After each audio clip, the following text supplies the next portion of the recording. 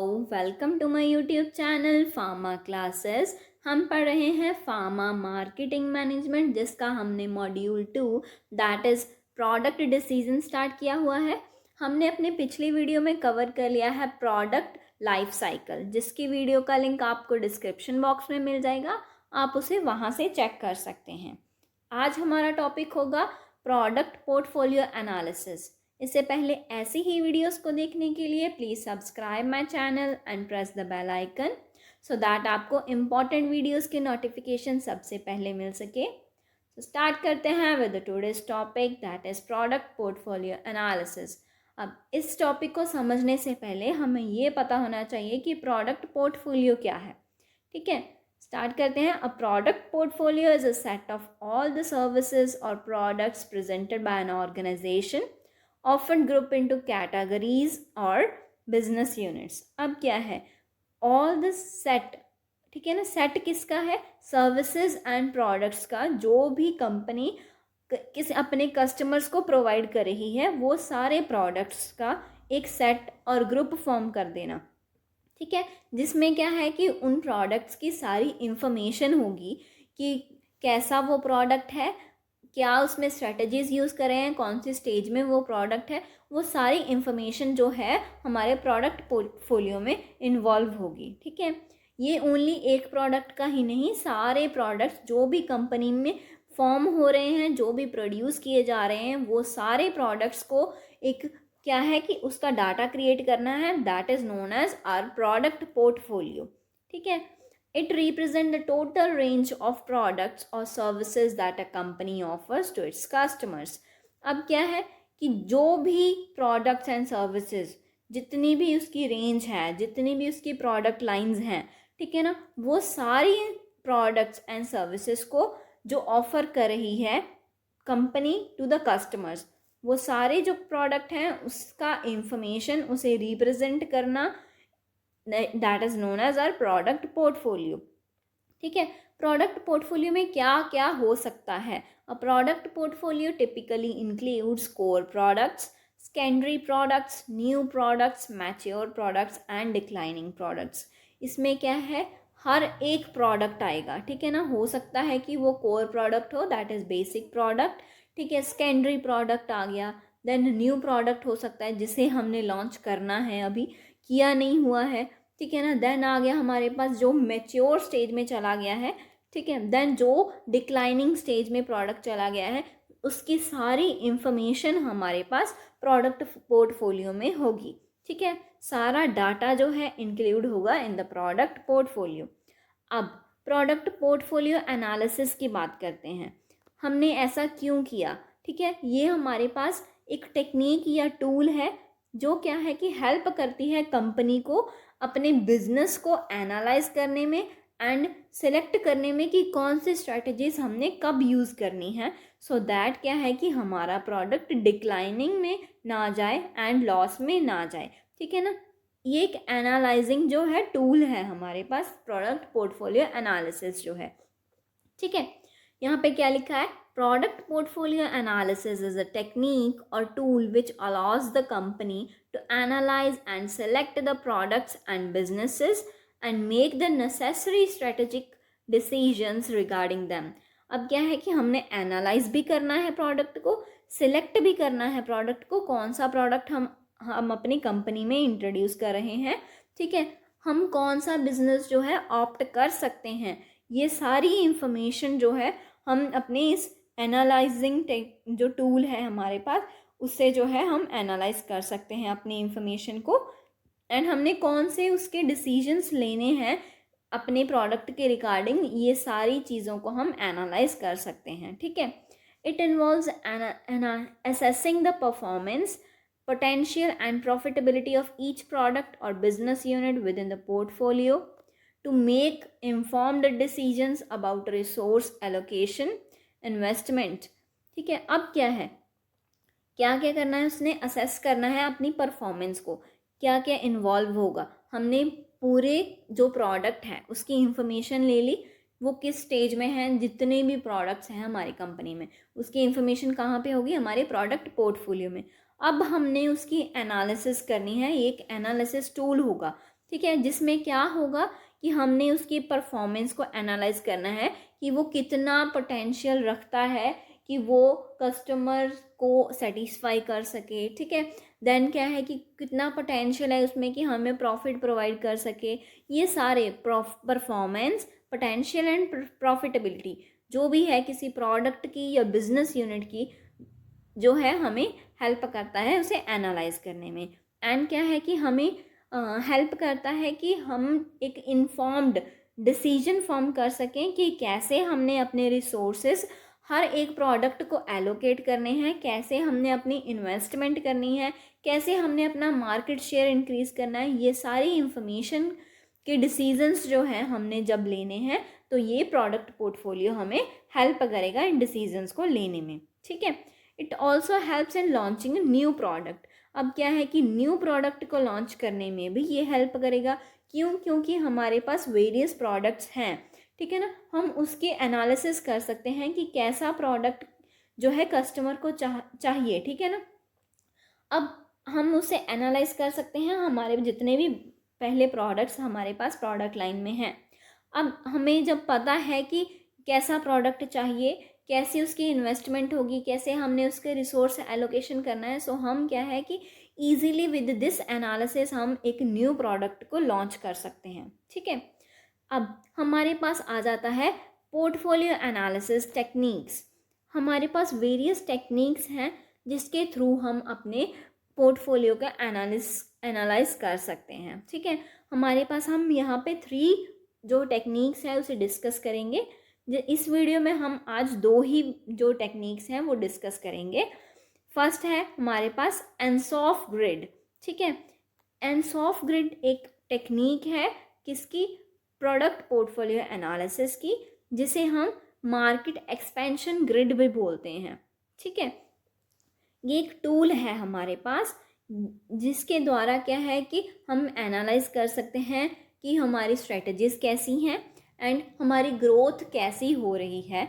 इस जो टूल है हम उसे ये सब चेक कर सकते हैं, ये एनालाइज कर सकते हैं। ठीक है, लिखा है it is also called product market expansion grid. इसे एक्सपेंशन ग्रिड बोलते हैं। मार्केट हो सकता है, मार्केट एक्सपेंशन ग्रिड भी हो सकती है और प्रोडक्ट एक्सपेंशन ग्रिड भी हो सकती है। ठीक है, ये टूल है, it is a tool used by firm to analyse and plan their strategies for growth.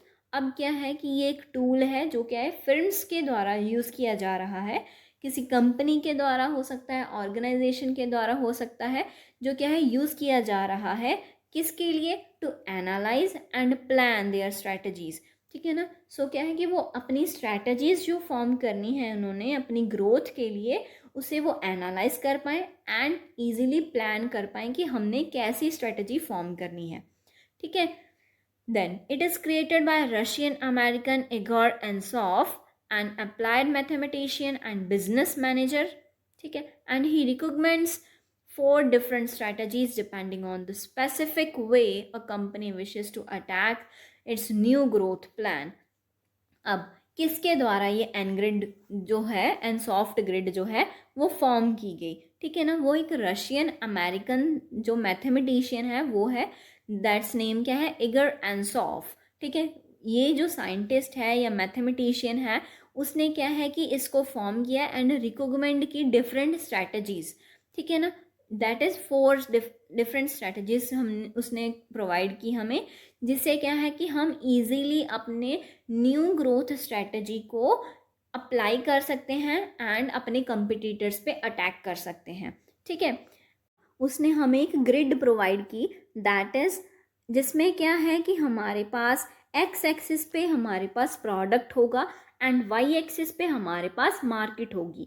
ठीक है, जैसे ही हम अपने ओरिजिन से क्या है कि एक्स एक्सिस और वाई एक्सिस की तरफ मूव करते हैं, अगर हम ओरिजिन से, जिसमें क्या है कि पॉइंट होता है 0 0, ठीक है ना, जो क्या है कि यहाँ पे है, अगर देखें तो यहाँ पे हमारे पास ओरिजिन होता है। अगर हम इस ओर बढ़ते हैं देन क्या है कि हमारे पास हम न्यू प्रोडक्ट की ओर बढ़ते जाते हैं। ठीक है ना, अगर हम ओरिजिन के नियर हैं देन हमारे पास एग्जिस्टिंग प्रोडक्ट होगा। अगर हम उसके बहुत फार चले गए देन हमारे पास न्यू प्रोडक्ट आ जाएगा। ठीक है, सेम बात करें अगर हम वाई एक्सिस की, ये हमारे पास वाई एक्सिस। ठीक है, अब क्या है कि ओरिजिन के नियर हमारे पास है एग्जिस्टिंग मार्केट, एंड अगर हम उसी ओरिजिन से दूर जाते हैं देन हमारे पास है न्यू मार्केट। ठीक है, अब क्या है कि अगर हमने न्यू मार्केट की ओर जाना है, ठीक है, देन क्या है कि हम दो चीज़ें हम यूज़ कर सकते हैं, या हम न्यू मार्केट से एग्जिस्टिंग प्रोडक्ट की में भी जा सकते हैं एंड न्यू प्रोडक्ट के साथ भी हम मार्केट में जा सकते हैं। ठीक है ना, अब हमने पहले देखो कि हमने एग्जिस्टिंग प्रोडक्ट ही यूज़ करना है अपनी एग्जिस्टिंग मार्केट में ही। ठीक है ना, देन क्या होगा कि कौन सी स्ट्रैटेजी वो मार्केटर है और कंपनी है वो यूज़ कर सकती है अगर हमारे पास existing product and existing market है। ठीक है, अब क्या है कि वो मार्केट पेनिट्रेशन यूज़ करेगी, क्योंकि उसको प्रोडक्ट के बारे में भी पूरी इंफॉर्मेशन है एंड मार्केट के बारे में भी पूरी इंफॉर्मेशन है। बस उसने क्या करना है, उस मार्केट में पेनिट्रेट करना है। ठीक है ना, ये आ गया हमारे पास। क्यों पेनिट्रेट करना है? सो दैट वो क्या है कि अपना प्रॉफिट इंक्रीज कर सके एंड रेवेन्यू इंक्रीज कर सके एंड कस्टमर्स इंक्रीज कर सके। ठीक है, सेकंड आता है हमारे पास, अगर हम सेम एग्जिस्टिंग प्रोडक्ट को न्यू मार्केट में लॉन्च करते हैं। ठीक है, हमारे पास जो प्रोडक्ट है हमें उसका तो सारा पता है, बट हमने क्या है कि कहाँ पे ये प्रोडक्ट लॉन्च करना है, न्यू मार्केट में, जिसके कारण क्या है कि हमें मार्केट के बारे में कुछ नहीं पता, हमें कस्टमर्स के बारे में कुछ नहीं पता। देन उस टाइम पे कौन सी स्ट्रैटेजी यूज़ करेंगे, हम अपने मार्केट को डेवलप करना है हमने। ठीक है ना, सो हम कौन सी स्ट्रैटेजी यूज़ करें, दैट इज़ मार्केट डेवलपमेंट। ठीक है, देन हमारे पास आ जाता है थर्ड पॉइंट, दैट इज़ हमारे पास अभी न्यू प्रोडक्ट है। ठीक है, प्रोडक्ट न्यू है एंड मार्केट एग्जिस्टिंग है, दैट इज़ प्रोडक्ट न्यू है एंड मार्केट एग्जिस्टिंग है। अब हमारे पास प्रोडक्ट की हमारे पास कोई इंफॉर्मेशन नहीं है, हमारे पास मार्केट की, कस्टमर की पूरी इंफॉर्मेशन है। यहाँ पे कौन सी स्ट्रैटेजी यूज़ होगी, हमने अपने प्रोडक्ट को डेवलप करना है। ठीक है ना, सो क्या है कि हम यहाँ पे प्रोडक्ट डेवलपमेंट स्ट्रैटेजी को यूज़ करेंगे। ठीक है, देन फोर्थ पॉइंट है हमारे पास होगा new product and new market. अब यहाँ पे सबसे ज़्यादा रिस्क होगा कि हमारे पास दोनों के बारे में कुछ नहीं पता है हमें। ठीक है, हम क्या है कि आंख बंद करके तीर लगा रहे हैं यहाँ पे। ठीक है, अब क्या है कि हमने डाइवर्सिफिकेशन स्ट्रैटेजी को यूज़ करना है जब हमारे पास न्यू प्रोडक्ट होगा एंड न्यू ही मार्केट होगी। ठीक है, यहाँ पे क्या है कि हमने दोनों को अच्छे से अंडरस्टैंड करना होगा, सो दैट क्या है कि हमारा प्रोडक्ट कस्टमर की नीड्स को सेटिस्फाई कर सके एंड प्रॉफिट भी दे सके टू द कंपनी। ठीक है, अब ये भी देखो कि हम अगर ओरिजिन से टू द एक्स एक्सिस और टू द वाई एक्सिस जा रहे हैं तो हमारा रिस्क भी उतना ही इंक्रीज होगा। क्यों? क्योंकि जैसे ही हम न्यू प्रोडक्ट की तरफ या न्यू मार्केट की तरफ जा रहे हैं, हमें उसके बारे में कोई इन्फॉर्मेशन नहीं है। ठीक है ना, हम वहाँ पे कुछ ऐसा अप्लाई नहीं कर सकते कि जिससे हमें पहले से ही नॉलेज है जिसकी हमें। ठीक है ना, सो रिस्क वहाँ पे इंक्रीज होगा। रिस्क सबसे ज़्यादा कहाँ पे है, डाइवर्सिफिकेशन में। क्यों है? क्योंकि हमारे पास यहाँ पे प्रोडक्ट भी न्यू है एंड मार्केट भी न्यू है। ठीक है, देन नेक्स्ट चलते हैं हम, ये हो गया एनसॉफ ग्रिड एंड सेकेंड है हमारे पास that is GE9 cell matrix. अब इसको क्या बोलते हैं, जनरल इलेक्ट्रिक सेल मॉडल। ठीक है, इसको बोलते हैं जनरल इलेक्ट्रिक 9 सेल मैट्रिक्स भी बोल देते हैं उसे, and general electric cell model भी बोलते हैं इसे। और इसे क्या क्या नाम से बोलते हैं, MC किन्से 9 सेल मॉडल। ये किसके नाम पे डेवलप है, ये किसके नाम पे है, हमारे पास जिसने इसे डेवलप किया MC Kinsey, that 9 cell model के नाम पे इस मॉडल और मैट्रिक्स को रखा गया है। ठीक है, अब इसे हम क्या, इसे इसकी जो होती है ना ग्रिड होती है या मैट्रिक्स होती है, वो ट्रैफिक लाइट के सिमिलर होती है। ठीक है ना, उसमें जैसे रेड, येलो एंड ग्रीन, तीन जो कलर्स होते हैं वो हमें दिखाई देते हैं, दैट इज़ नोन एज, इसे हम स्पॉटलाइट स्ट्रेटजी मैट्रिक्स भी बोलते हैं, that is similar to a traffic lights. ठीक है, किसके द्वारा डेवलप की गई है? ठीक है, developed by McKinsey and company consultancy group in the 1970s। किसके द्वारा डेवलप की गई? McKinsey and company consultancy group के द्वारा इन 1970s में इसे डेवलप किया गया। अब यहाँ पे क्या है, इस किसके बीच में जो है हमारे पास मैट्रिक्स बनता है? ठीक है, it measures business unit strength against industry attractiveness.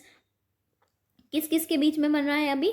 Business unit strength में एंड इंडस्ट्री अट्रैक्टिवनेस में हमारा जो मैट्रिक्स है वो फॉर्म होगा।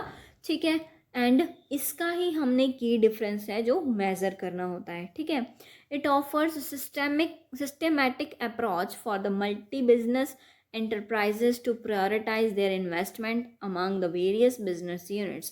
अब क्या है कि हमें ये कौन सी हमें हेल्प करता है एनालाइज करने में कि हमारा कौन सा स्टेज है। ठीक है ना, जो हमारे कंपनी का है, बिजनेस यूनिट का कौन सा स्टेज है प्रोडक्ट का, एंड हमने कौन सी स्ट्रेटजी यूज़ करनी है, एंड हम कहाँ पे अपनी हम प्रायोरिटाइज कर सकते हैं इसमें कि हमने कहाँ पे अपनी इन्वेस्टमेंट करनी है और कहाँ पे हमने नहीं करनी है, कहाँ पे हमें अभी होल्ड चाहिए, अभी नहीं करनी है बट करनी है, अभी नहीं करनी, रुक के करनी है। ठीक है ना, ये सारा हमें ये जो ग्रिड है GE 9 सेल वो हमें इन्फॉर्म करती है, बताती है। ठीक है, it is a framework that evaluated business portfolio and provide further strategical implications. अब क्या है कि बिजनेस पोर्टफोलियो को ये इवेलुएट करती है, जिसमें क्या है कि हम बिजनेसमैन्स को पता लगता है कि हाँ हमने किस बिजनेस में इन्वेस्ट करना है और किस में नहीं करना है, हम किस बिजनेस को प्रायोरिटी देंगे। जिन बिजनेसमैन्स के जो है हमारे पास वेरियस बिजनेसेस हैं। ठीक है ना, ये GE 9 सेल मैट्रिक्स जो है उन्हें ये हमें एडवाइस देगी कि हमने किस बिजनेस में इन्वेस्ट करना है एंड किस में नहीं करना है। ठीक है, इसमें भी 9 बॉक्सेस आ जाते हैं इस मैट्रिक्स में, that is GE 9 cell matrix. ठीक है, जिसमें क्या है कि अभी एक्स एक्सिस पे बिजनेस यूनिट स्ट्रेंथ है एंड वाई एक्सिस पे हमारे पास है इंडस्ट्री अट्रैक्टिवनेस। ठीक है, इस पे भी हमें 3 में डिवाइड किया हुआ है, लो, मीडियम एंड हाई ग्रुप्स में से डिवाइड किया है इंडस्ट्री अट्रैक्टिवनेस को, एंड बिजनेस यूनिट स्ट्रेंथ को किस में जो है डिवाइड किया है, वीक, एवरेज एंड स्ट्रॉन्ग। ठीक है, अब क्या है कि अगर आपका बिजनेस यूनिट स्ट्रॉन्ग है एंड इंडस्ट्री अट्रैक्टिवनेस भी ज़्यादा है, देन क्या करोगे, आप ग्रो करोगे। ठीक है ना, आपको बढ़ने से कोई नहीं रोक सकता। ये आपको ये मैट्रिक्स बता रही है कि अगर आपका बिजनेस यूनिट स्ट्रेंथ है जो हाई है या स्ट्रॉन्ग है, देन इंडस्ट्री अट्रैक्टिवनेस भी हाई है, देन क्या है कि हमारे पास दोनों ग्रो करेंगे। ठीक है ना, आपका बिजनेस ग्रो करेगा, that is the correct time to grow the business. ठीक है, अब अगर आपका बिजनेस तो स्ट्रॉन्ग है बट क्या है कि आपकी इंडस्ट्री अट्रैक्टिवनेस मीडियम है, ठीक है ना, देन क्या होगा हमारे पास, देन भी आपका जो बिजनेस है वो ग्रो कर सकता है क्योंकि आपके पास बिजनेस यूनिट स्ट्रेंथ जो है वो हाई है। ठीक है, अब यहाँ पे थर्ड है हमारे पास बिजनेस यूनिट स्ट्रेंथ स्ट्रॉन्ग है बट इंडस्ट्री अट्रैक्टिवनेस लो है। उस टाइम पे हमने अपने बिजनेस को होल्ड करना है, हमने उसे ग्रो नहीं करना एंड वहाँ पे हमने इन्वेस्ट भी नहीं करना। ठीक है ना, ये हो गया हमारे पास होल्ड। ठीक है, ये देखो यहाँ पे पहले देखो कि हमें 3 कलर्स दिख रहे हैं, that is green, yellow and red. ठीक है ना, जो क्या है कि similar to the traffic light है, दैट इज नोन एज कि हमें उसे ट्रैफिक लाइट के सिमिलर बोला गया, स्टॉप लाइट मैट्रिक्स ग्रिड भी बोला गया है इसे। ठीक है, देन हमारे पास सेकेंड आ जाता है, that is business unit strength अगर एवरेज है। ठीक है, वहाँ पे एवरेज है एंड इंडस्ट्री अट्रैक्टिवनेस हाई है। ठीक है, देन भी हमारा जो है हमारा बिजनेस वो ग्रो कर सकता है, आप ग्रो उसे करवा सकते हैं उस टाइम पे अगर बिजनेस यूनिट स्ट्रेंथ भी एवरेज है। ठीक है, बट क्या है हमारे पास, इंडस्ट्री अट्रैक्टिवनेस हाई है, उस टाइम पे भी आप उसे ग्रो करवा सकते हैं। ठीक है, देन थर्ड आ गया हमारे पास यहाँ पे, सेकंड जो है हमारे पास बिजनेस यूनिट स्ट्रेंथ आ गई। ठीक है, बिजनेस यूनिट स्ट्रेंथ पे दोबारा क्या है हमारे पास, एवरेज है। ठीक है ना, एवरेज है एंड इंडस्ट्री अट्रैक्टिवनेस भी एवरेज है, जिसके कारण क्या है कि हम उसे ग्रो नहीं करवा सकते, हमें होल्ड पे करना होगा, ना हमें ग्रो करना है और ना ही हमें इन्वेस्ट करना है इसमें। ठीक है, that is are hold. Hold पे हमने येलो कलर जो है शो करना है। ठीक है, देन आ गया हमारे पास कि बिजनेस यूनिट स्ट्रेंथ, स्ट्रेंथ जो है हमारे पास एवरेज है एंड इंडस्ट्री अट्रैक्टिवनेस भी लो है। देन हम हार्वेस्ट करेंगे। हार्वेस्ट का क्या मीनिंग है कि हम वहाँ पे अपने जो बिजनेस है उसे बाहर ले आएंगे, वहाँ पे हमें कोई भी जो प्रॉफिट है वो नहीं मिलेगा। जैसे हार्वेस्ट का मतलब क्या होता है कि हमने अपनी फसल की कटाई कर देनी है। ठीक है ना, अब क्या है कि यहाँ पे भी हमारा बिजनेस जो है हमें जो है प्रॉफिट नहीं प्रोवाइड करेगा, सो हम क्या है कि उसे रिमूव कर देंगे। ठीक है ना, यहाँ पे आ गया हार्वेस्ट। देन आ गया थर्ड में क्या है हमारे पास, अगर बिजनेस यूनिट स्ट्रेंथ वीक हो एंड इंडस्ट्री अट्रैक्टिवनेस हाई हो। ठीक है, अब बिजनेस यूनिट स्ट्रेंथ ही हमारे पास वीक है, सो हम इंडस्ट्रियल अट्रैक्टिवनेस से क्या ही करेंगे। ठीक है ना, सो दैट हमें उसे होल्ड करना होगा जब तक हमारा बिजनेस यूनिट स्ट्रेंथ जो है वो एटलीस्ट एवरेज या स्ट्रॉन्ग ना हो जाए। ठीक है ना, देन आ गया अगर हमारा बिजनेस यूनिट स्ट्रेंथ वीक है एंड इंडस्ट्री अट्रैक्टिवनेस भी जो है मीडियम है। अब क्या है कि जब तक हमारा बिजनेस यूनिट स्ट्रेंथ ही जो है हमारे पास वीक है तब तक हम ग्रो नहीं कर सकते। ठीक है, हो सकता है कि आपके पास इंडस्ट्री अट्रैक्टिवनेस हाई हो जिसके कारण हम उसे होल्ड पे रख के देख सकते हैं। ठीक है, कि हमारा जो है कभी जाके क्या ग्रो कर सकता है या नहीं बिजनेस कर सकता। ठीक है ना, अगर बट क्या है कि हमारे पास अगर इंडस्ट्री अट्रैक्टिवनेस हमारे पास लो और मीडियम होगी in case of business unit strength is weak. ठीक है ना, देन हमारे पास हमें दोनों को हार्वेस्ट ही करना होगा। ये हमारे पास बताता है कि हमने कैसे जो है अपने बिजनेस को ग्रो करना है या नहीं करना। ये सारे पॉइंट्स जो है हमें इस ग्रिड से पता लगते हैं। ठीक है, ये हो गया हमारे पास GE9 सेल मैट्रिक्स। हम नेक्स्ट जो है हमारा दैट इज BCG मैट्रिक्स, जिसे हम अपनी नेक्स्ट वीडियो में कवर करेंगे। So thank you for watching this video. Please like the video, subscribe the channel and press the bell icon so that आपको इम्पॉर्टेंट वीडियोज़ की नोटिफिकेशन सबसे पहले मिल सके। So thank you.